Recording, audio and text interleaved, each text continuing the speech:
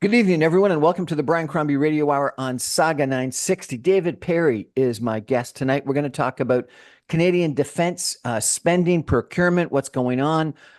David is the right man to talk to on this topic. He is the president and CEO of the Canadian Global Affairs Institute, an independent, nonpartisan international policy think tank, and his research focuses on Canadian defense spending and procurement. David, welcome to the show, sir. Hey, thanks for having me. My pleasure. So I've been following you on social media. You've been very critical of our lack of meeting the NATO targets of 2% of GDP. Tell me why.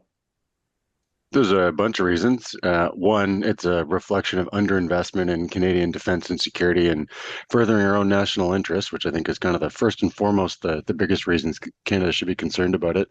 The second, like broad set of issues, though, is that we committed to our allies that we would do this as recently as a year ago. So to effectively welch on that, I think does us a disservice in a significant way and affects our reputation in a whole bunch of ways. If countries could look at us not living up to this particular commitment, then I think that they would have valid reasons to think, well, what else might Canada say it will do, but not actually follow through on? So if I was speaking to the Prime Minister or the Minister of Finance or the Minister of National Defense, what would they say? I think they would say that they have a whole host of other priorities, social concerns key amongst them that drive their agenda, and they have the resources focused elsewhere and don't want to make the investment that would be required to meet our 2% of GDP commitment. And what do you think of their answer? I would basically quote from the NATO Secretary General, Jens Stoltenberg, who was in Ottawa this past week, who, as a former prime minister, two-time prime minister of Norway, said basically everybody has other priorities. These ones are important. I want to ask you a question. If there was ever a time we should be spending our commitment, isn't it now when we've got, a war in Ukraine, we've got war in the Middle East, we've got potential strife in Taiwan, and now it looks like an alliance between North Korea and Russia. Like, if ever in history, other than maybe World War I or World War II, there was a time where we should be meeting our commitment, isn't now the time? In a word, yes. For all those reasons, I mean, we are looking at a pretty fraught international landscape. A lot of different people that were on a different side of a ideological and interest-based divide from have invested very significantly in their armed forces, and some of them are using them.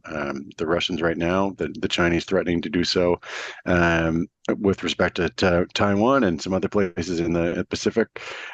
I think the other piece of context for Canada is that we, I think, more than a lot of other people, really reaped a very significant peace dividend at the end of the Cold War. A lot of people did that. I think our peace dividend went further and deeper, and we took longer to start reinvesting in our armed forces. So it's not only that the world's in a different place, it's that Canada, through a long period of underinvestment, is dealing with the consequences of underinvestment. We have old ships, we have old planes, we have old submarines, we have a lot of other aspects of our defense portfolio that had been underinvested in historically and are therefore in a bad state right now. So it's not just that the world is a worse place today in some cases than it was a few years ago, it's that our armed forces are still dealing with a legacy of past underinvestment. I was told recently, and you may know whether this is accurate or not. I haven't had the chance to check the numbers, but I was told recently that there's actually more people in the CRA than there is in national defense. I think particularly given that the CRA was one of the biggest beneficiaries of the recent significant increase in the size of the federal public service. I don't have the exact stats for their workforce at hand, but I wouldn't be shocked by that at all. I am. I'm shocked that there's more people collecting our taxes. It's almost as if the Canadian taxpayer is more of a near and present danger than the world that we're facing. Well, I mean, again, I think it's a question of priorities and where you want to allocate resources. I mean, I would cut the government some slack in the sense of they have inherited a long period of underinvestment, and that goes back decades, essentially right to the beginning of the 1990s, and the Cold War came down. And progressive governments, and by progressive, I mean successive, really, not on the ideological spectrum, although progressive governments have been doing it. But going back to about 2005, Paul Martin started a period of reinvesting in Canada's military, which has been building over time, but it still basically has not gotten to the point where we have committed to invest in modern military capability across the board of the type that we have right now. Submarines would be a key example of that. We've got really antiquated submarines right now, and if we want to keep our own submarines in our own waters and potentially be able to send them somewhere else, we should have made an investment in that about a decade ago at minimum. But now is better than never. But that's just one example of a bunch of areas across our military and defense establishment where the current government does have the unfortunate pleasure of being in office when, despite making a generationally large investment in the military, which they have, because of the depth of the hole they're trying to dig out from with under, they're basically still in the position of only keeping the lights on some parts of our armed forces right now. So this is not just the Trudeau government that has put us in this situation. This is a long-term situation. Is that correct? Absolutely. If you look at, and I spend way too much time looking at this kind of stuff, you look at graphs of spending historically, it's pretty difficult to see the impact of a change in election. There's different things that happen in different periods, obviously. I mean, the Harper government was in office for most of the war in Afghanistan, and that was a unique set of circumstance to name just kind of one thing there. And to give the government credit, the Trudeau government has made a massive investment in the armed forces, something like a $250 billion if you add it all up on an investment basis or cash basis in the federal nomenclature, which is huge money. It's just that it's not enough to keep the same kind of military we've had in the past. Are other countries able to meet the 2% target? By the latest NATO statistics, there's now it's either 20 or 23, I think, of the 30 that are meeting it. Yes. So how can they meet it, given the same challenges with social spending, same challenges with historical, spending, the desire for a peace dividend, et cetera? How can they meet it and we can't? I think it's fundamentally a matter of choice. The Scandinavian members of NATO are spending 2%. I think it would be a very I would love to watch a conversation between a Canadian politician and some of our Scandinavian allies saying, have the Canadian basically claiming that we couldn't have effective social programs while spending on our military, because the Scandinavian countries do. And I think anyone would be hard pressed to say that they do not have a fulsome social safety net, great education, healthcare, all those other types of initiatives. What do you think, and maybe you've actually heard, what do you think our NATO allies, our European allies, think of Canada and our role in defense, in international affairs, given our lack of spending? What do you think gets talked about at the parties, at the cocktail parties when we've left? I think there's a couple things. I think one, kind of wishing we'd go back to the way things were. And as I've been talking about, we've been coasting on past investments for a long time, to the point where in some cases we're sort of just running out of momentum. So you can go, as we've seen in this country, a couple of decades with smaller levels of investment because you made better ones in the past. So you invest in new equipment and you can run it for a while. You can underinvest in the training and the readiness for a while, and you can kind of keep that going and still be able to sort of maintain at least a roughly kind of similar set of outputs, operational contributions for a fair number of years. But I think we're at the point now where we've essentially just hit a wall on that, and we can't keep going in a lot of ways. So there's sort of a ruefulness about whether or not Canada would return to the past. I think there is also a sense of countries wanting to see us essentially live up to what we say we're going to do fundamentally. And then I think the third thing is, in some cases, some criticism over Canadian hypocrisy. So, making claims about returning to peacekeeping or Canada being back and then simply not delivering on those things. And I do so. And from my vantage point, having been at some of those parties, that we're in a place where we are in a bit of a reputational hole. I interviewed someone else from the Donald Laurier Institute that said that we were irrelevant internationally today. I think that's an overstatement across the board. I think we definitely still have pockets of international contributions that are meaningful. I think even in some of those cases, though, it's a question of how long we can keep them going. So, to pick a couple examples, I think Our international cyber capability is very well regarded by our allies. That's something that's pretty current. And pick another totally kind of different scenario. We're one of a very small number of countries, like literally a handful, that'll do transits through the Taiwan Straits with one of our warships. So that's something that we do that others don't. But we're doing that with warships now that are into their 30s, and a replacement project to come in and replace them with the newer, more modern and more capable set of ships is still about a decade or two away from giving us a modern ability to do that. There's definitely places though where I think that we are essentially irrelevant. We've disengaged from parts of the world where we talked a lot about peacekeeping, but we don't actually do that. And because of the age of some of our assets, we're not able to send things like fighter aircraft to Europe as part of a NATO contribution, at least at the moment. Because we didn't buy airplanes on schedule, and now we're dealing with the implications of having to do a fleet transition on some really aging aircraft. So I would say that's as a blanket statement, that's overstated, but there are pockets where I think that's uncomfortably close to the truth. Uncomfortably close to the truth. We're chatting with David Perry tonight. He is the CEO, President CEO of the Canadian Global Affairs Institute. We're talking about national defense procurement, the GDP, 2% of GDP target that we're not spending.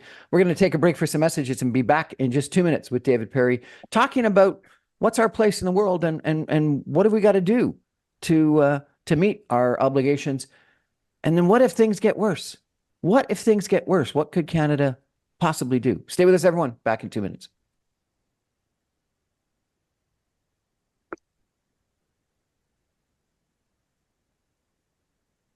Welcome back, everyone, to the Brian Crombie Radio Hour on Saga 960. My guest tonight is David Perry. He is the president and CEO of a think tank, an independent think tank called the Canadian Global Affairs Institute. David has got a PhD from Carleton University in political science, and his dissertation was on the link between Canadian defense and Canadian defense spending. He's been a columnist with something called Dollars and Cents, the Canadian Naval Review. He was a senior security and defense analyst with the Conference of Defense Associations Institute for 3 years. He was the president of a consulting company, host of Defense Deconstructed on the Canadian Global Affairs Institute podcast network. And as I said, now he is the Canadian Global Affairs Institute president and CEO. So you've got an academic background and a lot of practical background. Have you ever joined the military? Do you want to? No, I haven't. Why? And few different reasons. I had a more interest in academic pursuits, and at the time, I think the appeal of joining the forces, given some of the other things going on at the time, just wasn't high enough. So I got interested in this academically and stuck to that route. I interviewed a gentleman that was doing most of the recruiting for the Canadian National Defense, and he said that recruiting people to join national defense is a real challenge today.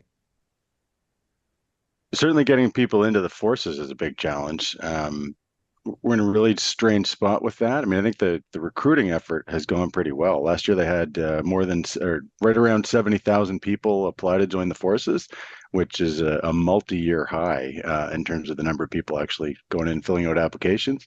Problem they're having right now is actually getting people from applying into actual jobs with the military, because they only enrolled about 4,000.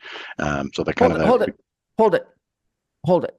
You said 70,000 applied and only 4,000 were actually hired? That's right. What the heck? What the heck, indeed.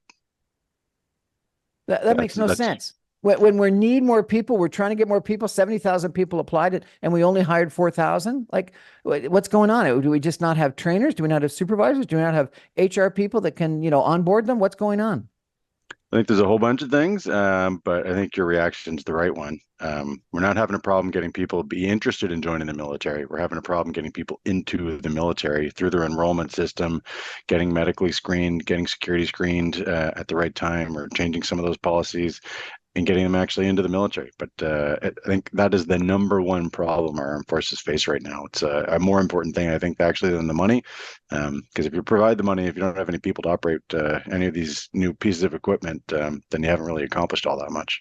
When we spend hundreds of millions on hiring McKinsey to do, analyses here, there, and everywhere within the federal government, and we can't actually hire a couple of HR people that can onboard people when we desperately need them, there's something wrong with with our administrative system.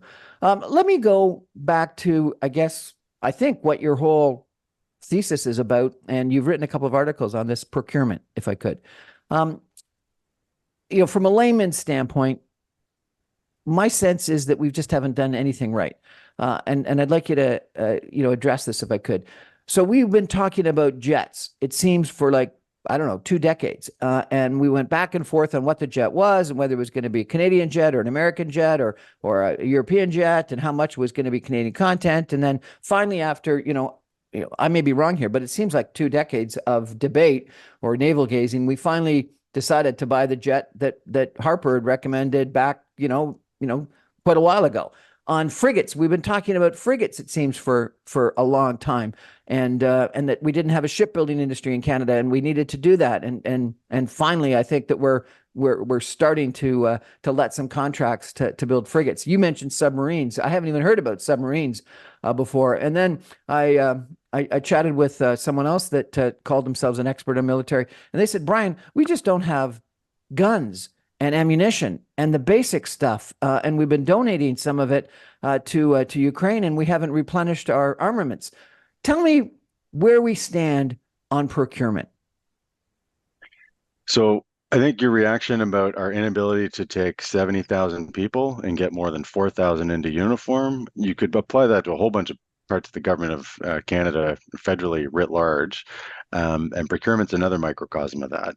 So same kind of dynamic. We've been in this situation for about 15 years now. Actually, it's pushing 20, where the military's had more money to spend on procurement than it can actually spend in an annual basis. So every single year, there's between $1 to $2 billion, basically, that the armed forces and the Department of Defense have been given to actually buy equipment that it can't actually use. And so in the federal parlance, it lapses at the end of the year, where it goes unspent. There's a whole bunch of reasons for this. I think fundamentally, I come back to a question of priorities. If actually acquiring these things on schedule was a real government priority, then there would have been more effort placed on addressing that situation where there's actually an ability to use the funds that are available. Broadly speaking, it's a heavily bureaucratic process, like everything with the federal government is, and the Department of Defense doesn't have any sort of special exemption from federal bureaucracy. So it means that a whole bunch of other considerations that apply across the government of Canada, the Official Languages Act, as an example, applies in national defense. Why do things like that matter? It means you get international companies that could be based in, say, Korea or Germany, have to provide all of their publications and all the documentation that they end up submitting at the end of the day to the government of Canada. You have to translate it. Little things like that, and that's just one example, aggregate up by following all these bureaucratic processes. The other kind of broad thing I mentioned before, in 2005, Paul Martin started reinvesting in the Canadian military, and a big part of that was reinvestment in additional defense procurement for equipment, replacing our old ships, planes, armored vehicles, etc. So we put in a big infusion of money, didn't really change the rules, and in fact, in some cases, made them more complicated, and didn't actually increase the workforce available to do that, or provide the people doing that with that, by and large, and there's always some exceptions, with enough of the right kind of training and professional development to be able to navigate this complicated government system that we have. So you've done your PhD on procurement. I spoke with an expert in the Toronto Metrolinx transit situation, and they told me the biggest problem was procurement, that we just don't know how to procure things, that we got this over focus on lowest cost bid, and we don't think about quality, we don't think about consistency, we don't think about connectivity with other parts of the contract and putting it into service and maintaining it and stuff like this. What's wrong with procurement within government bureaucracies? I think a lot of it is that it happens within government bureaucracies with political imperatives overriding on top of that. But I mean, those types of dynamics that you were just referencing, you can copy and paste that and apply it to some of these federal procurements.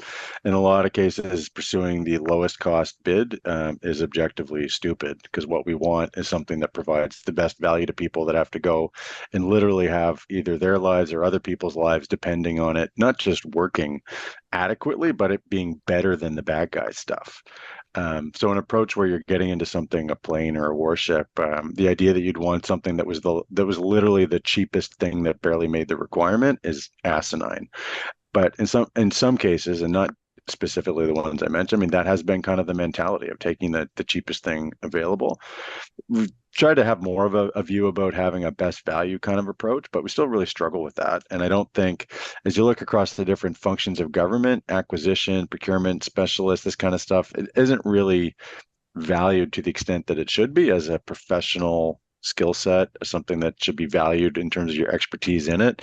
And I think parts of the armed forces, to their own detriment, haven't really taken it seriously enough.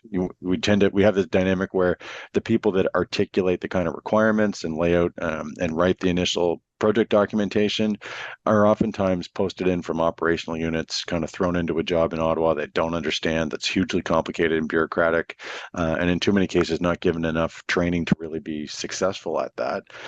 Different parts of the military have been much better than others at doing that, but across the board there hasn't been kind of a rigorous, systematic approach to treating it like a professional activity, which it should be. Let me ask you a naive question, if I could. What if we were at war? What if we actually had to buy this stuff right away?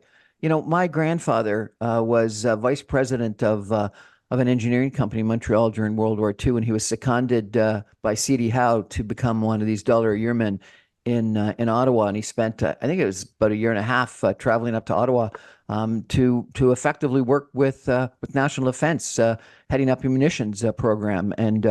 And he told me at one point in time that it was the best experience of his life. And right after that, he became president of the Canadian Manufacturers Association based on the experience that he had. But he only made $1 a year. And I think they thought at the time that people experienced in private business had to get involved in national procurement, national defense, to actually have the expertise to get things going and to ensure that we armed ourselves adequately. What do we have to do that all over again? Like, what's the answer? I interviewed another gentleman who was the principal secretary to Brian Mulroney at one point in time, who says we need COOs in every different ministry in Ottawa because the current bureaucracy is way too politicized, and we need to have people that come in from private business that have got experience just in operating as chief operating officers to come in and run ministries that deputy ministers can't do it. Tell me what you think we need to do to improve, to not even improve, to make the system work. I think if I had one magic wand to wave, it would be to look at not just defense procurement, but a whole bunch of other parts of the way the entire government works. Going back to the 70,000 people applying and only 4,000 getting in through the door. There's a bunch of the federal government, I think, that needs a significant reorientation around outcomes. But what they're actually trying to produce. There's way too much of a focus on the process that people have to follow, and that's really what Ottawa measures. The performance measurement happens about process. Did you follow all the proper steps? Does everybody on your team have their bilingual language profile? Things like that. There's not enough attention focused on outcome. Did you buy something? Did you hire more troops? Did you issue passports in a timely fashion? Have you planted trees, green end up in the ground at the scale and scope that you said you're going to do? More focus on actually paying attention to what the outcome and the actual output is. I think as a mindset shift, I think that would kind of be the biggest change. I think that would have a wide scale impact, which would impact and benefit defense procurement as well as a whole bunch of other aspects of government. Okay, so seriously, David, I repeat my question to you then. What if Putin actually triggered NATO entering?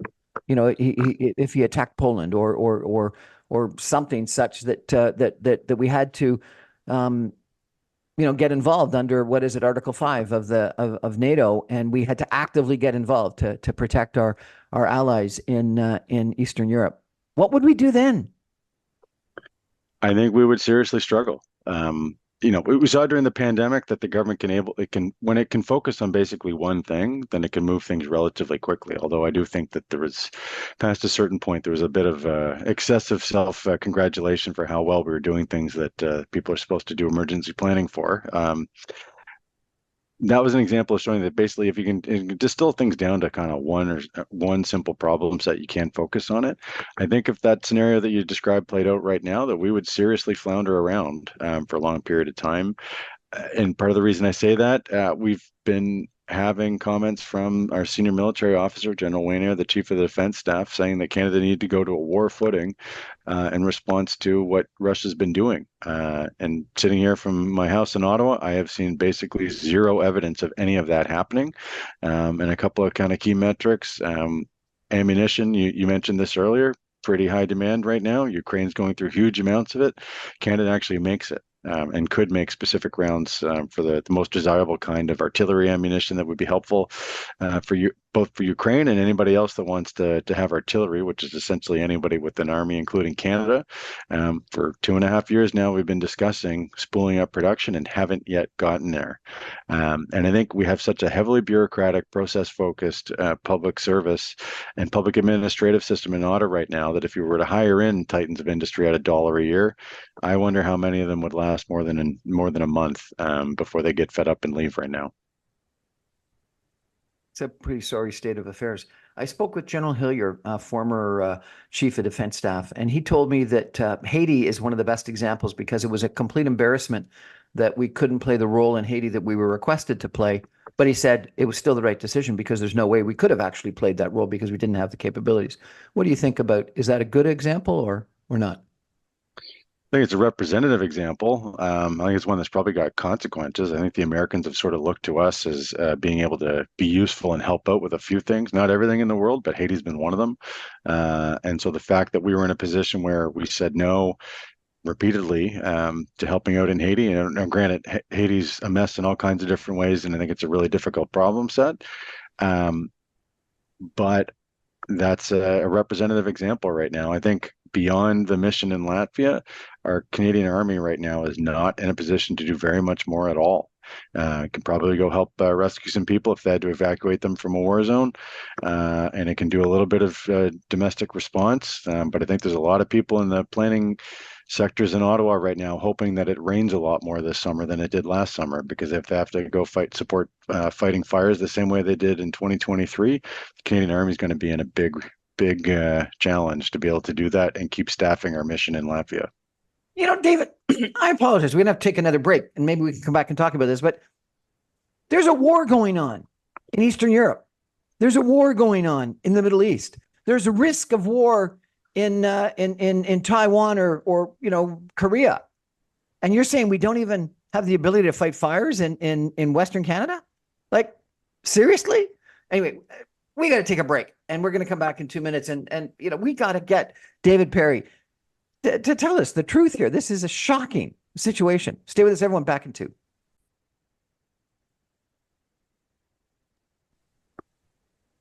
Welcome back, everyone, to the Brian Crombie Radio Hour. I'm just shocked with my conversation with David Perry, who is the president and CEO of an organization, a think tank that really specializes in what's going on from a national defense. David, give us, if you could, just a little bit of background about this organization and what you're trying to do.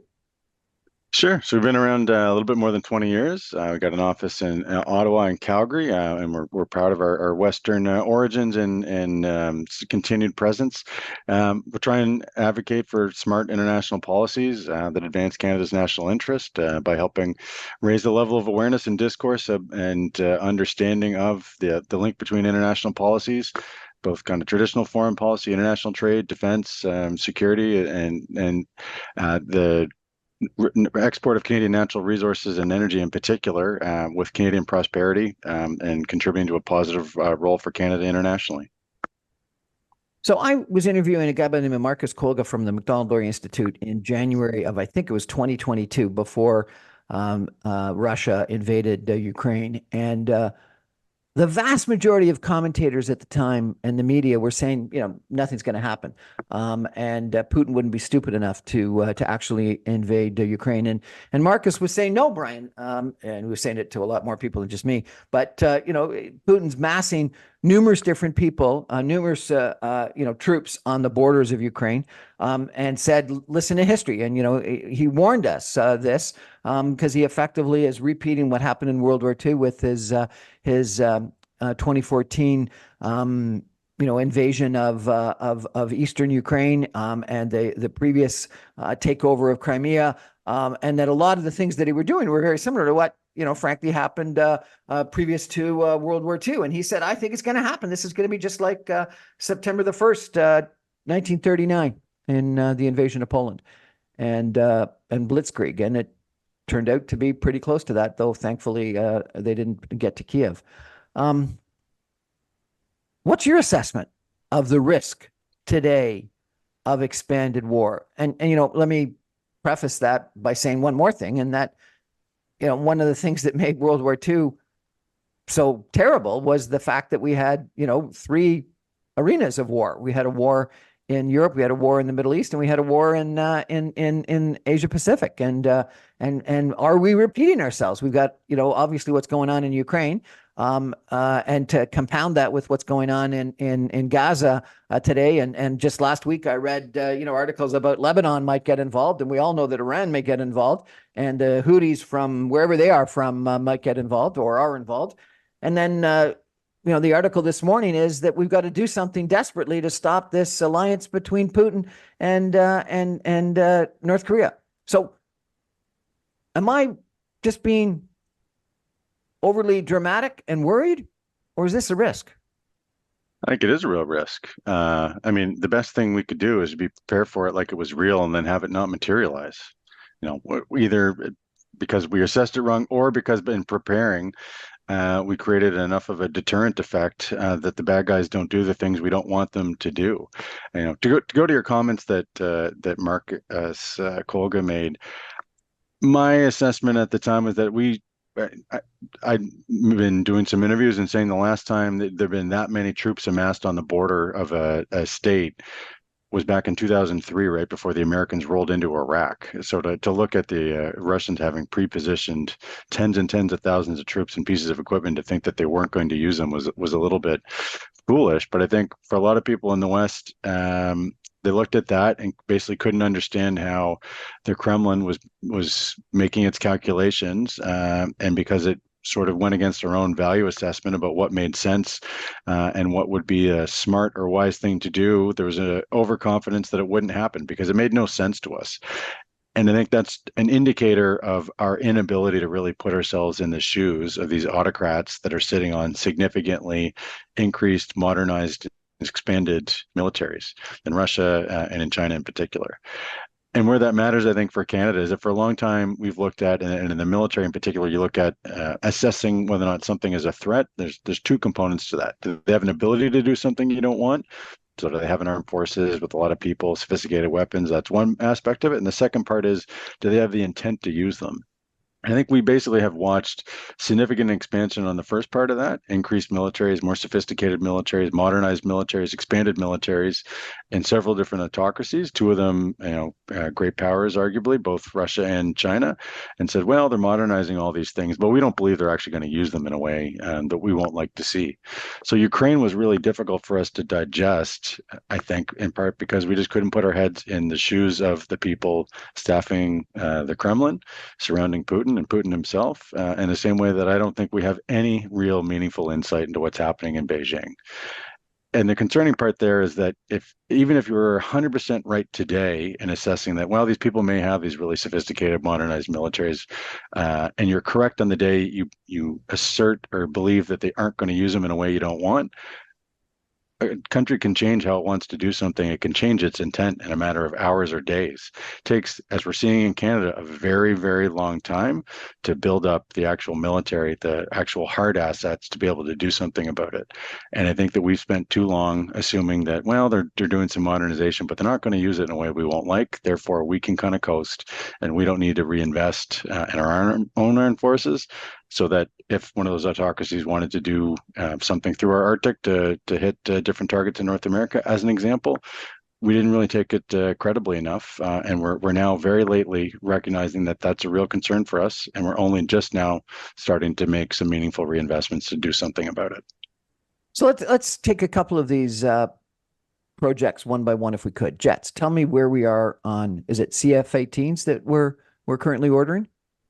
We currently have CF-18s that we're modernizing as part of a now several years old process to basically have a gap filling capability, because we have really old jets that because they were based on technology from about a half century ago, had a much older type of radar that really limits how fast and easily we can pick up modern missiles, modern threat targets that we're trying to identify. So we're going through a process right now to modernize on a temporary basis some of their capabilities. The radar in particular is the one of the big focal points, but we actually have signed an order for F-35 fighter jets, which are going to start arriving in a couple of years, an order of 88 of them. So we're finally on a trajectory to get a more modern Air Force.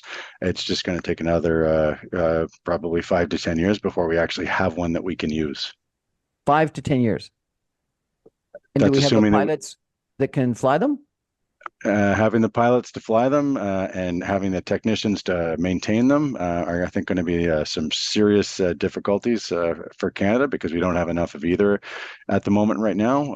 And to go back to, when you're only getting 4,000 people in, when you factor out the people leaving, last year the Canadian military grew for the first time on a net basis in 4 years, but we only added 201 people, and we're short several thousands. Sorry, we only added 201 people net That's right, to the regular military. when we're understaffed as it is. That's right. And 70,000 people applied, and we only hired 4,000. Unbelievable. Okay, frigates. Tell me where we are on frigates. Have we actually decided what we're building and started building them?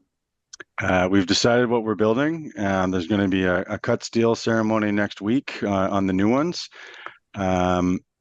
That's going to take a long time, though. We're looking at probably 10 years to get the first ship, which would be reasonably after that, something like 15 plus before we have the first one we could use. Especially when you do the first ship of a new type that's being designed and built, you have to go through a long period of basically making sure everything works as intended. It's not a simple process. So that's a long ways down the road. And same thing as we're doing with our fighter jets, we're basically going to go through another kind of mini upgrade to them to keep our existing frigates ready to go to sea for about another decade. You mentioned submarines earlier this hour. I didn't even know we had submarines. How many submarines do we have, and what do we got to do there? We have four. But four. We have 4 submarines. My God, that's a huge Navy. Given the size of our coastline, it's not an awful lot. And they're several decades old, and they don't spend that much time actually going to sea. They don't spend time going to sea. How can a submarine be operational if it's not going to sea? Well, if you don't, you aren't. So it's not nearly what we would want. We basically are in a situation right now where we should have had a project initiated to replace them several years ago. The Navy kind of undertook its own initiative to start working on this. There was some mention of it in the government's new defense policy, but as of today, the government hasn't actually authorized a project with a budget to go ahead and buy them. And I think that needs to be a top priority for the government. What about something simple like tanks? I saw this video of modern tanks in Ukraine that are V-shaped, that are supposedly excellent at not being attacked versus older tanks that can get attacked incredibly easily. Do we have the right type of tanks? We have some of them. We're going through a modernization program on those too. Kind of a common theme here, right? We hold on, we buy these things, we keep them for a long time, and instead of replacing them with something that's genuinely new, we try and modernize them after a period of time. So we're doing that with some of the tanks that we still have. We just donated about a dozen or so to Ukraine, and I think that's something that the Canadian Army is going to be looking at replacing sooner rather than later. So, David, let me come back to my first question. Again, maybe I'm naive, maybe I'm overly dramatic, but I think we are at greater risk today of World War III than we've been in my lifetime. And maybe the only other time that would not be true would be the Cuban Missile Crisis or something like that, where we were potentially close. And so if there was ever a time for us to be spending money, procuring, hiring, getting ready, so that we don't have to do something, if for no other reason, to stand up to a bully, now should be the time to do it. If you were the Minister of Defense, or maybe the Chief of Staff to the Minister of Defense, what would you be doing right now? I would submit that's the wrong person to ask. It's the Prime Minister and the Prime Minister's Chief of Staff. Okay. You need to ask that question Let me too. change the question. If you were the Chief of Staff to the Prime Minister, what would you be doing right now? in I'd be defense? s- I'd be sending a clear message to the rest of cabinet that re-equipping the armed forces is a core priority of the government of Canada. And if you can exert that from the very center of the government, I think you get significantly different behavior than you do now. And I think it'd also be looking to really expedite, in a matter of weeks, some meaningful procurement reform, some meaningful reform to the way our military personnel, human resources system is working, and try and orient the re-equipping of our armed forces, as well as taking national security more broadly seriously, because some of the stuff related to foreign interference, I think, is demonstrating a similar lack of seriousness on that front, which I think bleeds over into some of the mindset about defense. But making a defense a priority of the Prime Minister would be the first step that I'd take. So we're probably going to be heading into a federal election in the next year or so. If you were the Prime Minister, how would you sell this to the Canadian public? What would you say to justify what you've just described? I think that I would echo a lot of things that you've said, that this is a much more dangerous time than we've been in for a long time, that we've made commitments to our allies that they, we may say things in Canada and don't expect anybody to follow through on it, but that's not the case in other places. So our allies that, again, have all those same kind of domestic considerations, and there's lots of other countries in Europe that would love to be spending more probably on education and healthcare, but realize that there's a significant military concern, and they're investing very heavily in their armed forces. And we told them we do the same, but we haven't yet gotten there. So I think some of those types of arguments as well, for a country that's as heavily dependent on international trade as Canada is, we have a vested concern about the state of international peace and security, because Canada, much more so than many other countries, our economy requires on us getting goods and services to market outside of our own borders, and you can't do that if people are concerned that there's a threat of war. Last question, if I could, David. You said that you weren't surprised by the massing of troops that you saw at the Ukrainian border, that Russia actually did attack, and that you thought that people that were surprised by it were being naive, I guess is I don't think you used that word, but you said that you'd never seen such a massing other than the U.S. massing on the Iraqi border. Do you think that there's a risk of China attacking Taiwan? I think that what I've seen in the press, in naval exercises, in the interest of Chinese, and frankly, if there was ever a time for China to do this, this is probably the best time because of the distraction in Eastern Europe and the Middle East of US and the rest of the world. What's the risk, in your assessment, of China taking action against Taiwan in the next, couple of years? I think the risk of that in the next 3 to 4 years is pretty high. And it's not necessarily that I think that they would be successful at doing that, because I had an opportunity to go to Taiwan recently, and I think that as a military activity, invading Taiwan would be actually quite difficult to do for a number of different reasons. But that's not really, I think, the way to look at it. Again, to go back to how these autocracies with very little transparency, no independent media, many fewer centers of political oversight operate, you're really talking about the likelihood that somebody convinces the Chinese Politburo that they can do this successfully.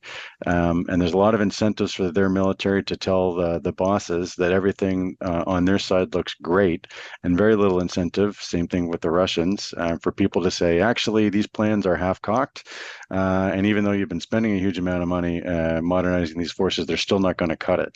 That kind of dynamic about how the actual autocrats running these places look at the world, what kind of information they're getting, and whether or not there's anybody around them to basically say, boss, that's a terrible idea and it's unlikely to be successful. I think a lot of those things, given that they've poured huge money into modernizing their forces, and they have a whole bunch of historical, cultural reasons why they would want to think that they'd be successful doing that, I think it's a real serious source of concern.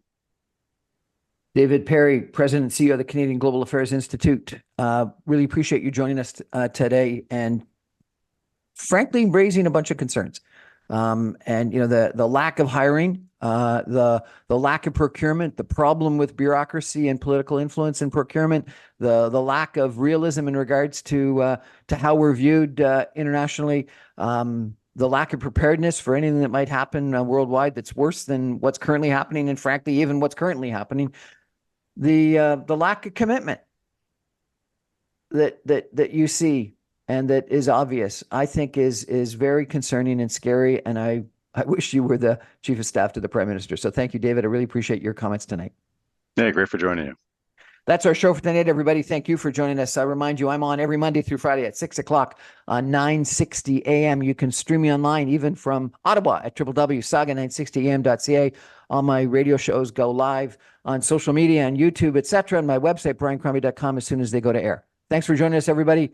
Let's make getting up to that 2% commitment, not target, but commitment of GDP spending on national defense an issue in this upcoming federal election. Let's force our politicians to admit that we are in a very precarious world right now, where if there wasn't any other time in history other than maybe World War II or the Cuban Missile Crisis that we should be spending that money, now's the time.